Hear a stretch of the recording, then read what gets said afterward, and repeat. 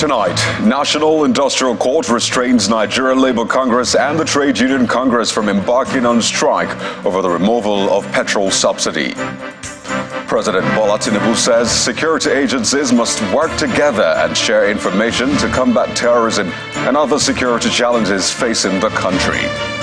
Presidential candidate of Labour Party, Peter Obi, says he has not received the needed cooperation from the Independent National Electoral Commission, INEC, to access BVAS machines which were used in the February presidential elections.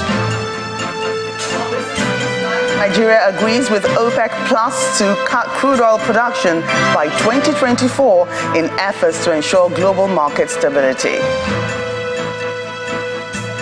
On Sports News tonight, defending champion and world #1 Iga Swiatek sets up a French Open quarterfinal clash against Coco Gauff after Lesia Tsurenko retired from their last 16 clash to illness.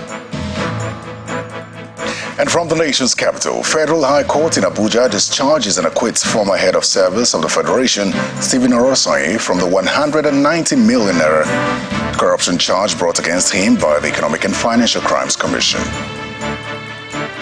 And in international news from London, Russia's defense ministry says it has thwarted a major Ukrainian offensive in Donetsk, claiming to have killed 250 troops and destroyed 16 armored vehicles.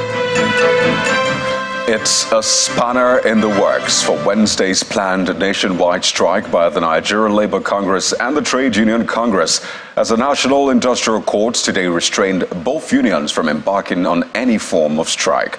Ruling on an ex parte application filed before the court by the federal government, Justice Anuwe directed that the unions who are defendants in the case be immediately served with the originating processes as it fixed June the 19th for hearing. Given the order, Justice Anuwe said the federal government's submission reveals that the planned strike over subsidy removal may gravely affect the larger society and the well-being of the nation at large. The court also notes that the FG's counsel had pointed out that students of secondary schools nationwide, especially those writing WAEC examinations and others in tertiary institutions who have only just resumed after a long ASU strike, will be affected, and above all, the economy of the nation. Meanwhile, the National Industrial Court's order came just right in the middle of a meeting between the NLC and representatives of the federal government at the presidential villa over the removal of petrol subsidy.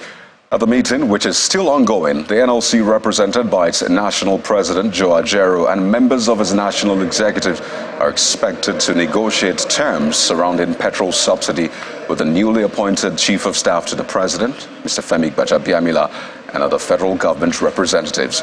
Also at the meeting is a Group Chief Executive Officer of the Nigerian National Petroleum Company Limited, Mr. Mele Kyari. The meeting with the NLC over the removal of subsidy is the second in less than a week.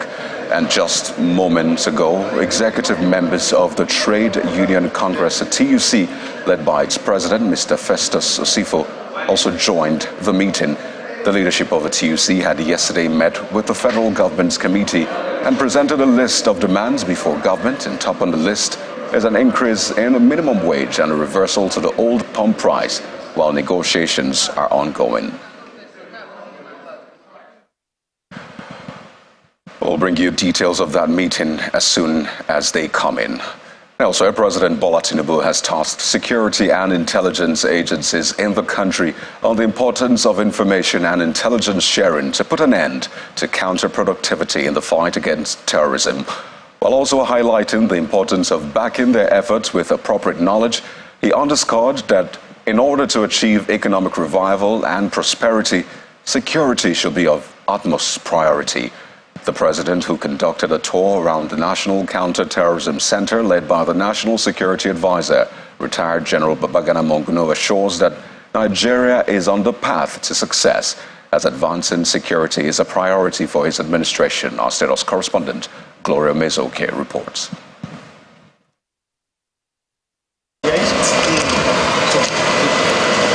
It is President Bola Tinubu's first official engagement outside the presidential villa, just about a week since he assumed office.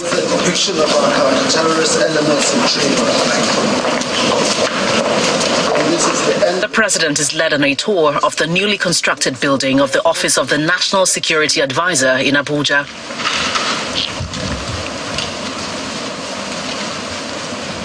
This visit comes days after the president issued an order to diffuse tension between the Economic and Financial Crimes Commission, EFCC, and the Department of State Services, DSS. We must focus on one tunnel, coordinate shared information, shared intelligence, coordinate and work harder. Then you cannot hoard those information. You cannot hoard the intelligence to succeed.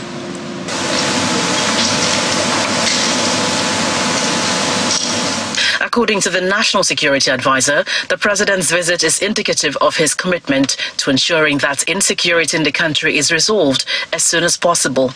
You realize the promises you made to the Nigerian people during your election.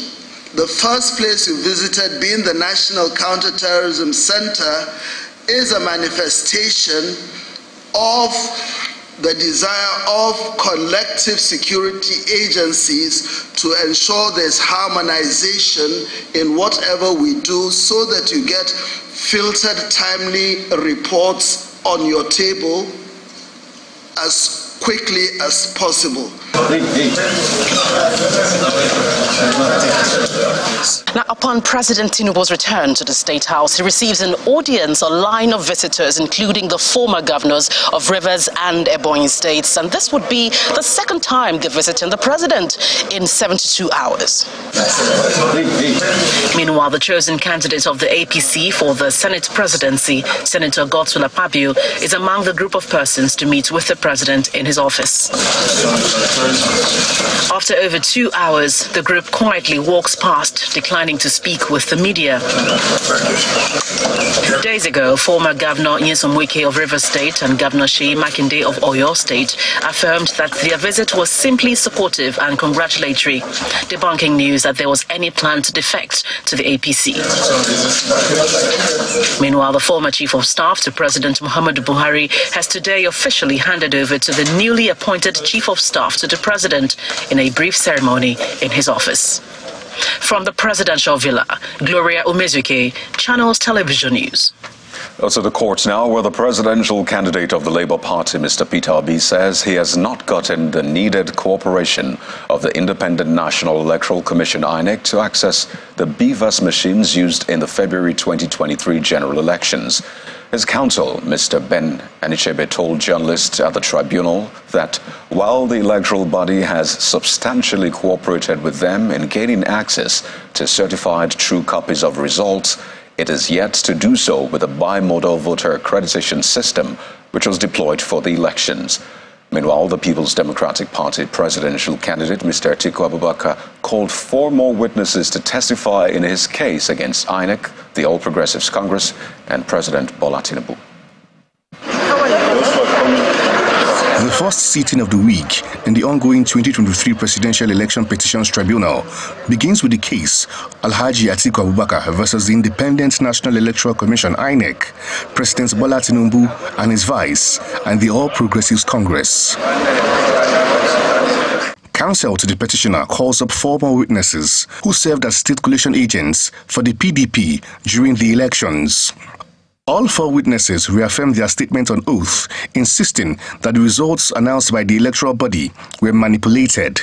Under cross-examination, the witnesses told the court that Mr. Abubakar did not score the 25% in the FCT. Nevertheless, one of the witnesses insists that Mr. Abubakar should be returned as the winner of the February 25 presidential elections. So far, Mr. Abubakar has called 10 witnesses to prove his case. Having exhausted the number of witnesses for the day, the court adjourned to Tuesday, June 6 for further hearing. Generally, the thrust of our case today was that the INEC was hasty and wrong in declaring Tinubu the winner of the elections, because every evidence shows that he did not win. And that is our case today. 4 witnesses testified along that line.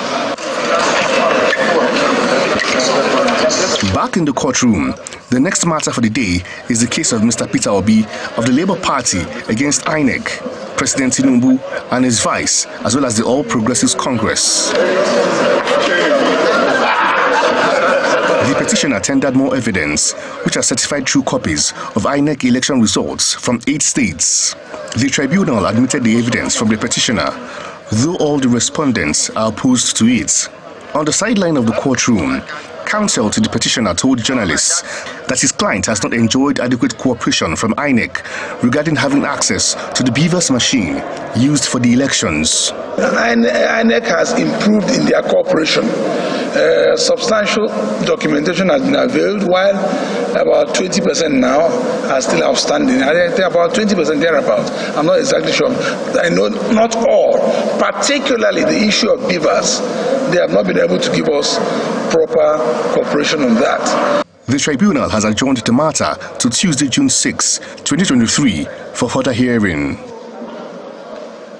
And over to the State's Tribunal, a leader of the People's Democratic Party in Ogun State, Mr. Segun Showunmi, has asked for the relocation of the state's governorship election petition tribunal. Mr. Showunmi was speaking in the aftermath of an attack on him outside the court premises in Abeokuta, the state capital.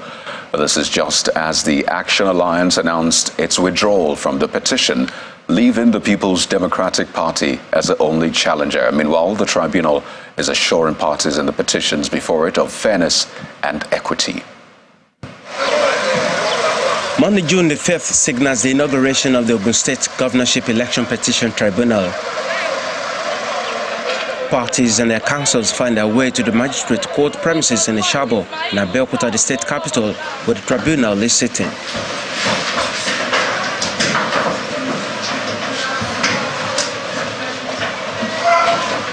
Action Alliance and the People's Democratic Party are the two parties left after two others pulled out of the tribunal. We are challenging by this petition the unlawful return of the second respondent by INEC in this matter.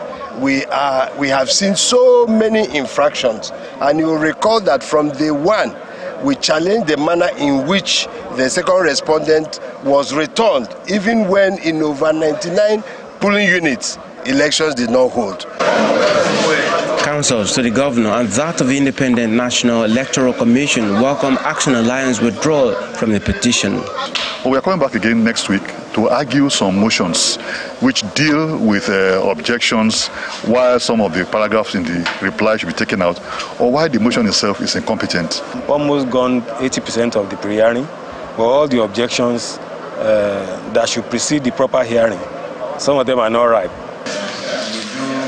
And while proceedings are ongoing in the courtroom, there's pandemonium outside.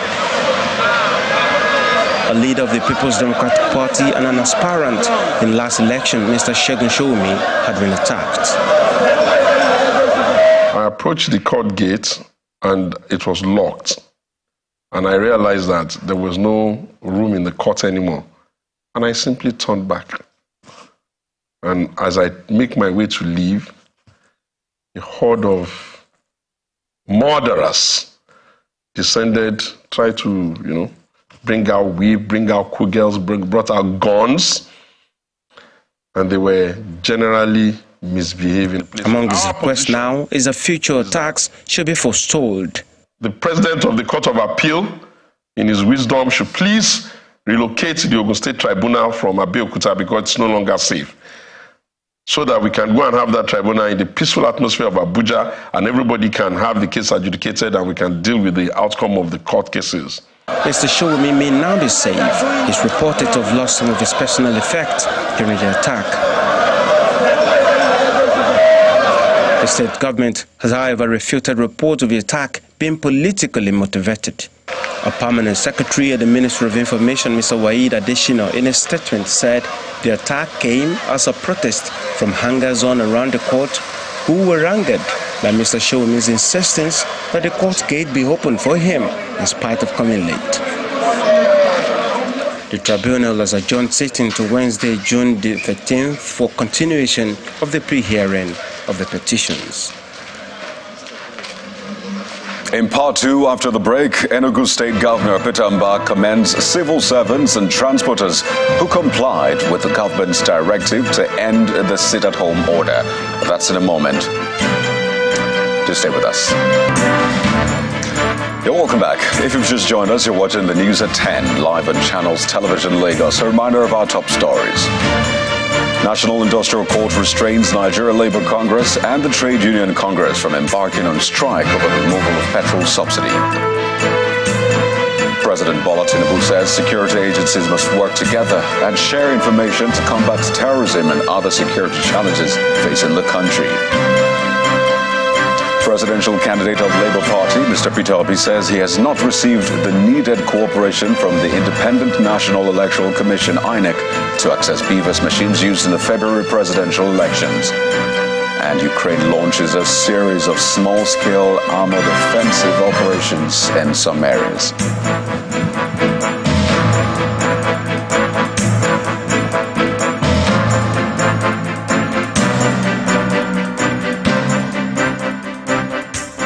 Now, more from the tribunals, this time in Lagos State, where the governorship election petition court has dismissed an application filed by the Labour Party's candidate in the March 18th election, Badibo Rhodes Viver, seeking to consolidate his petition with that of the PDP and its candidate, Olajide Adediran, popularly known as Jandor. The tribunal also dismissed an application by Rhodes Viver seeking leave to call additional witnesses in proof of his petition. Justice Asham, who read the rulings on behalf of the three-man tribunal, held that by a combined reading of sections of the Constitution and the Electoral Act, the law provides that petitions can be consolidated, but care must be taken in doing so, as the intricate details must be ascertained and the court must be satisfied that one judgment can resolve the two petitions satisfactorily. In the instant case, the court took the view that the parties in the two petitions are different. And in fact, Rhodes Viver is a respondent in PDP's petition. The court also noted that the issues and reliefs sought by the parties are also different, and as such, there was no way the petitions could be consolidated. Meanwhile, in the interest of justice, the tribunal allowed the petitioner, Rhodes Viver, to call 30 witnesses in proof of his case. The first respondent, INEC, is to call 10 witnesses to prove its case, while the second and third respondents, Governor Babajide Sanwo-Olu and his deputy, have also been allowed to call 30 witnesses to defend their mandate. The APC, which is the fourth respondent, has been allowed to call 20 witnesses. And with these directives, the tribunal ended the pre-hearing sessions in the petition and adjourned the further proceedings till June the 13th, when it will start hearing the petitions.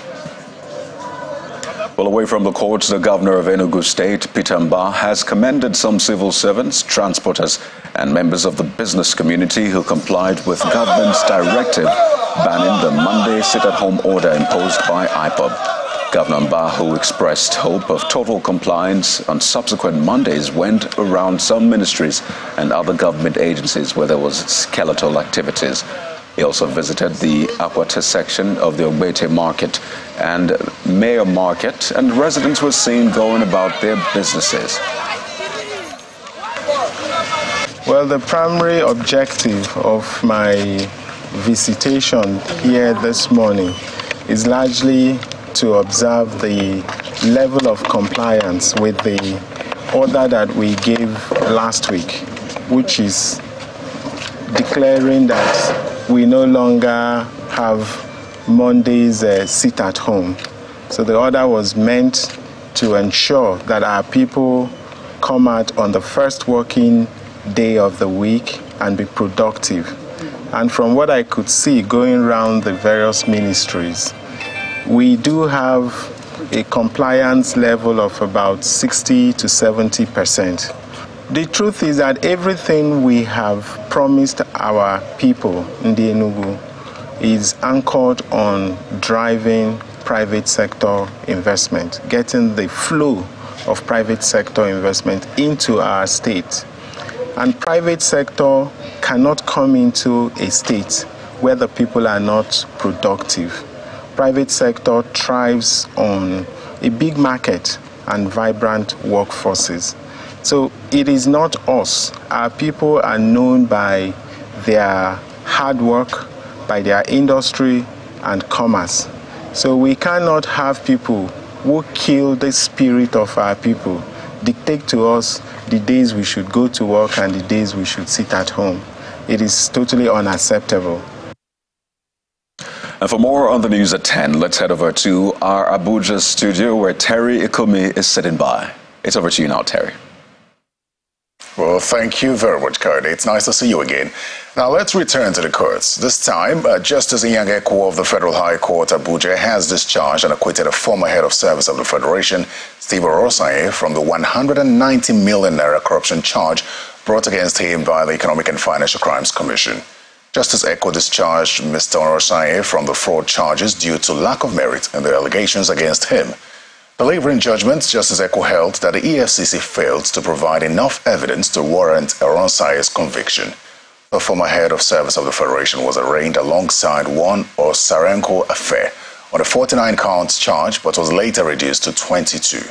The EFCC alleged that the defendant had, between 2010 and 2011, used the firms to divert public funds through procurement fraud. Meanwhile, in a swift reaction, the EFCC says it will appeal the judgment which today acquitted Mr. Orosanye.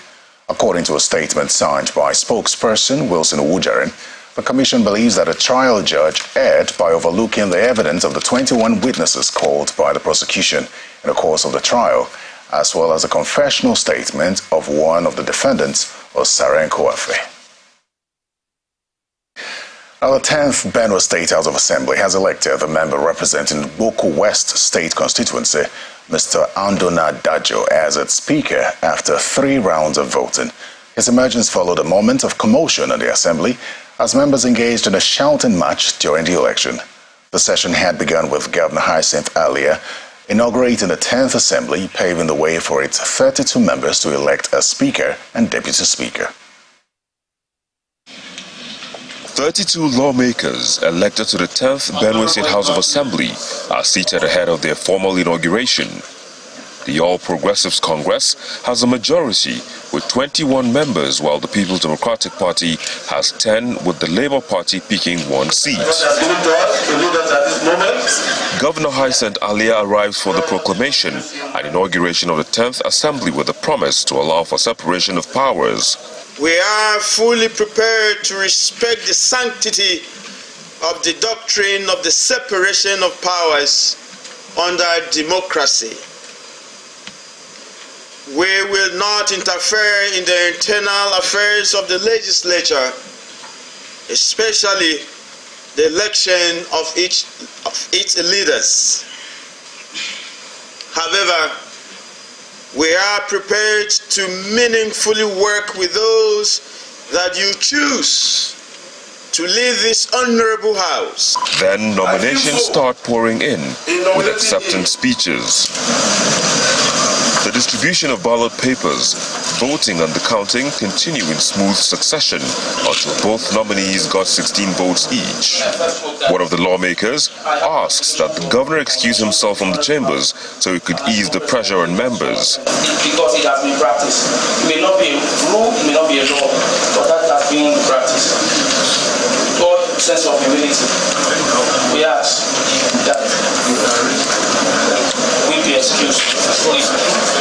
Immediately the governor takes his leave, members supporting the 2 nominees engage in open confrontations. It is a leakage. It's exam fraud and leakage. So I will destroy my own. Normalcy was finally restored and voting for the 3rd time proceeded in a peaceful atmosphere. 9, 10, 11. Mr. Andona Dajo, member representing Boko West State constituency, declared the winner with 17 votes. As a house, we pledge to key into the renowned home agenda of the President Tinubu-led federal government and deliver the goods of the Benue citizen.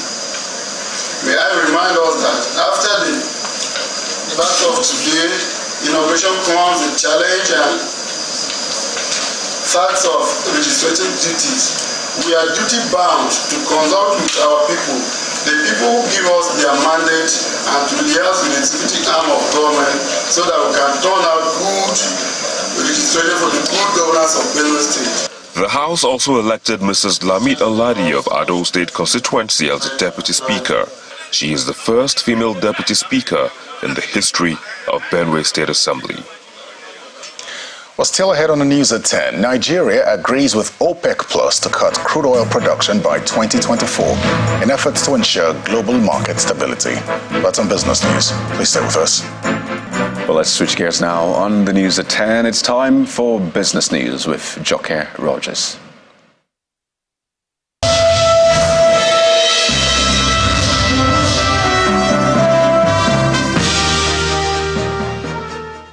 Thanks, Kayode. Welcome to Business News. Nigeria and other members of the Organization of Petroleum Exporting Countries and its allies have agreed to cut oil production volumes in an effort to ensure stability in the global oil market.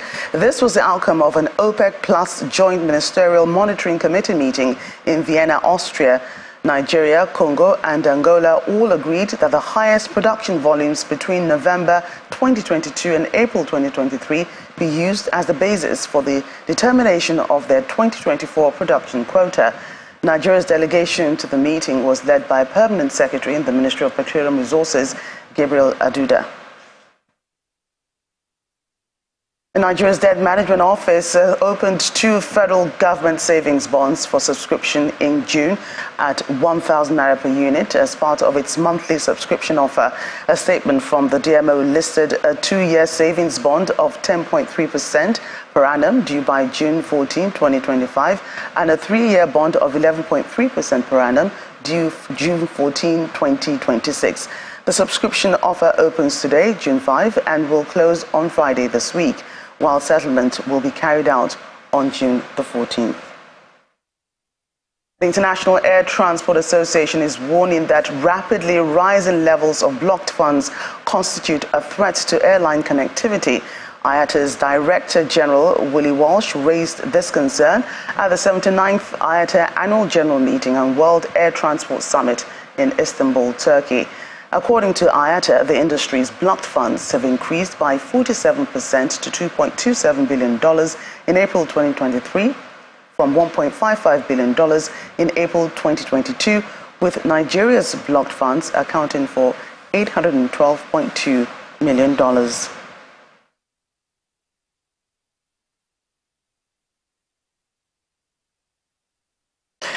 Well, Nigeria's stock market recorded its first decline since President Bola Tinubu's pro-market policies sent the all-share index to record high last week, starting off the week with a 7.51 billion naira loss in value. Laddie Williams has details.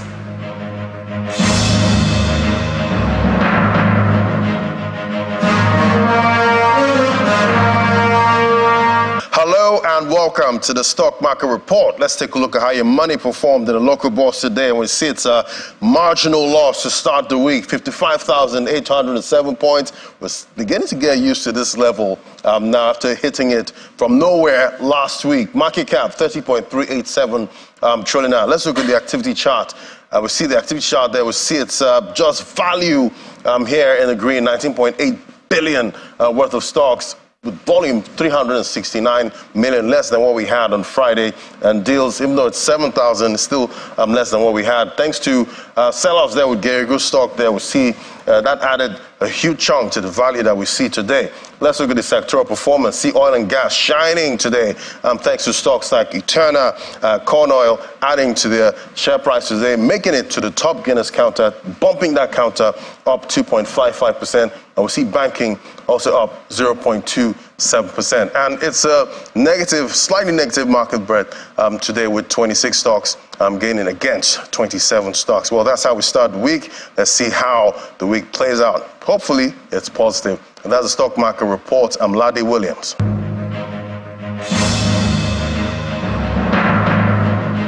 That's Business News. On the news at 10. Back to you, Kayode.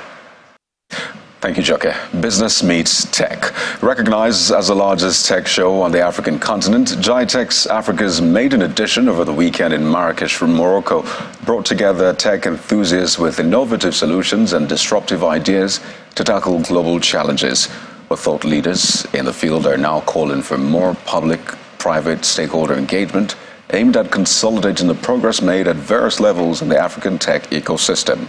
Correspondent Maiwa Degoke, who represented Channels Television, brings us this report. One nation bound in freedom, peace and unity. It's Nigeria Day at the Nigerian Communications Commission booth on day 2 of GITEX Africa. And as policy leaders, government entities, as well as tech influencers and thought leaders continue various engagements on site, young African startup founders in attendance seize the opportunity to promote their solutions in hopes of finding global partners. Oh, it's been going well actually. I've been able to onboard a number of startups here to join the business, as well as a few investors. Had the governor of Lagos State also came here yesterday and actually I showcased my product to him. So it's been going well. Getting to speak with a lot of investors, partners. I've made a lot of partnerships and a lot of network here. So it's been very, very interesting. And I hope to go back to be able to explore these opportunities that we have here to scale our business further across other African countries beyond Nigeria. Many of the over 900 tech entities spread across the exhibition floor are in Africa for the first time. This is in part due to the complexities associated with the continent of 54 countries. However, stakeholders say the presence of over 30 government agencies taking part in the digital summit will lead to key policies that benefit the economies of African states. For both communications and commerce, you need trust. One of the basic things about trust is identity. How can I tell that you are who you say you are? I mean, like, many countries have national ID cards, but you don't have a combined system that we could pull to verify that. And I mean, as a basic thing, if you can sort out the identity issue, our borders become more permeable in terms of people being able to travel across. Trade becomes more possible. I can trade with you out in Nigeria and me being out in Kenya without having to think, are you the true person you say you are? So that would be my main challenge, identity. Buhari, he was sworn in for a second term in office on May 29, 2019. It's a marketplace for solutions. A Nigerian tech content creator, Eric Okafor, who has been documenting his interesting finds, shares his experience with me. I feel like there's a lot of companies who are serving African market, and I didn't know they were, because they are Finnish companies, French companies, Polish companies, like from all over the world, but they are serving Africa, and that was interesting to me because I have a lot of information about African tech companies, but not so much from outside Nigeria that are actually supporting us in one way or the other. I'll be happy to, without naming them, I'll be happy to share some of those experiences. As the event carries on into the third and final day, there is an emphasis on the exportation of African talent to the world and how the maiden edition of GITEX Africa is accelerating economic tech advancement between the world and the continent. From Marrakesh, Morocco, Maya Wadigoke for Channels Television.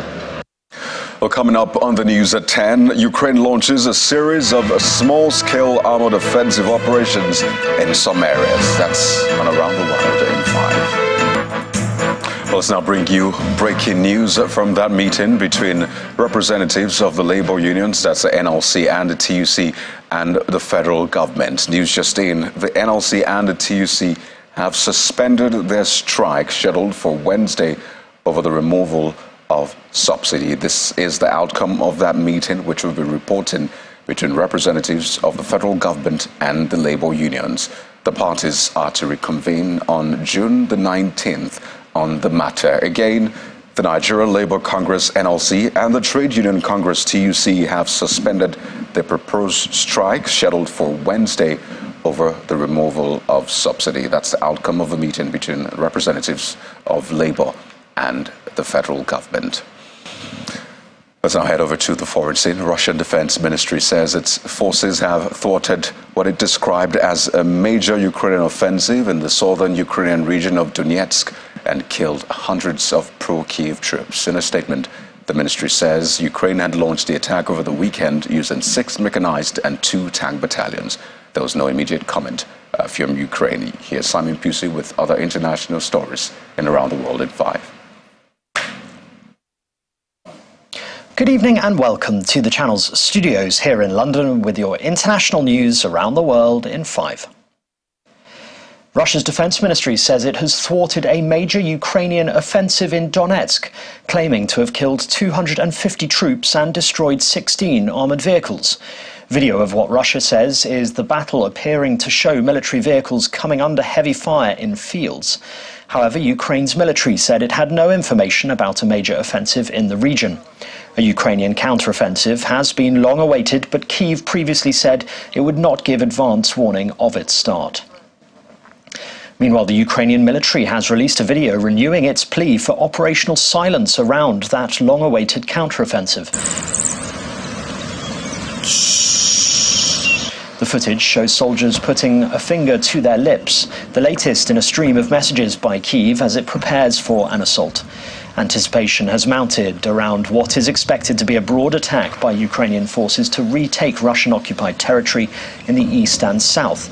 But Ukrainian officials have repeatedly discouraged public speculation over the operation, saying it could help the enemy.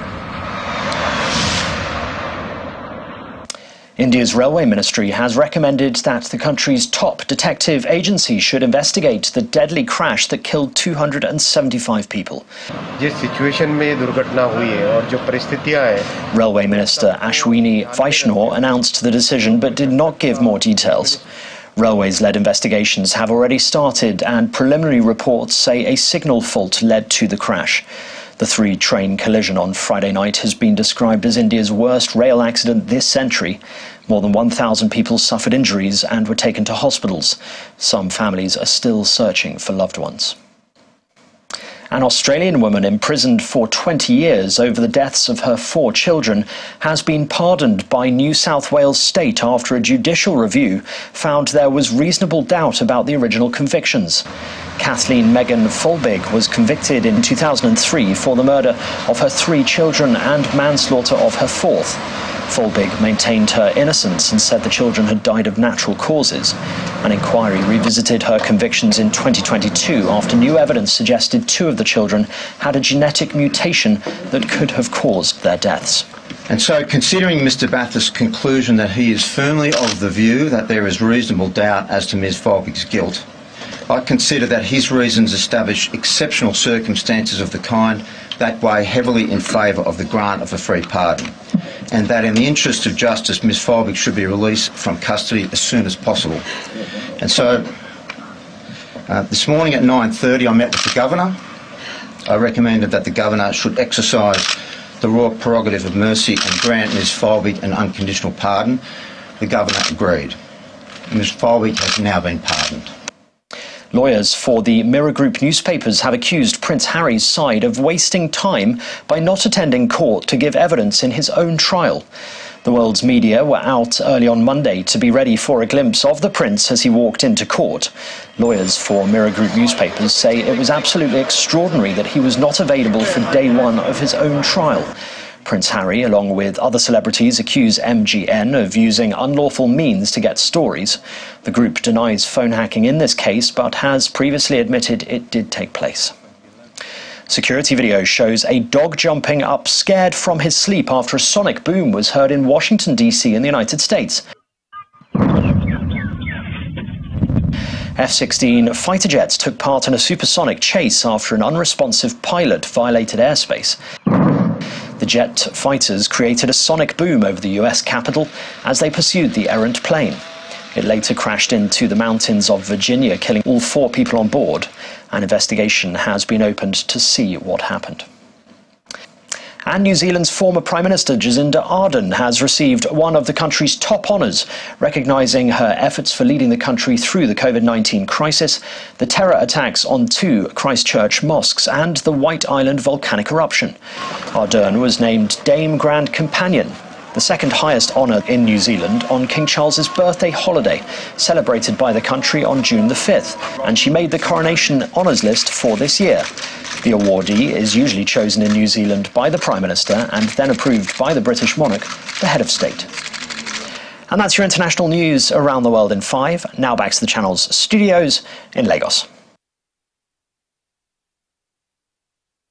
Well, thank you, Simon. Again, let's bring you the breaking news coming in from the nation's capital, Abuja. The NLC and the TUC have suspended the proposed strike action scheduled for Wednesday over the removal of subsidy. This is the outcome of the meeting between representatives of the federal government and labor unions. The parties are to reconvene on June the 19th on the matter. Well, thank you, Ayotunde. And the main news again. The Nigeria Labour Congress and the Trade Union Congress today suspended their proposed strike action scheduled for Wednesday over the removal of subsidy. Well, this is the outcome of a meeting between representatives of the federal government and labour unions. The parties are to reconvene on June the 19th on the matter. Also today, President Bola Tinubu said security agencies must work together and share information to combat terrorism and other security challenges facing the country. Well, that's the news at 10 for tonight, everyone. Thank you for watching. I'm Kayode Okechulu. Good night.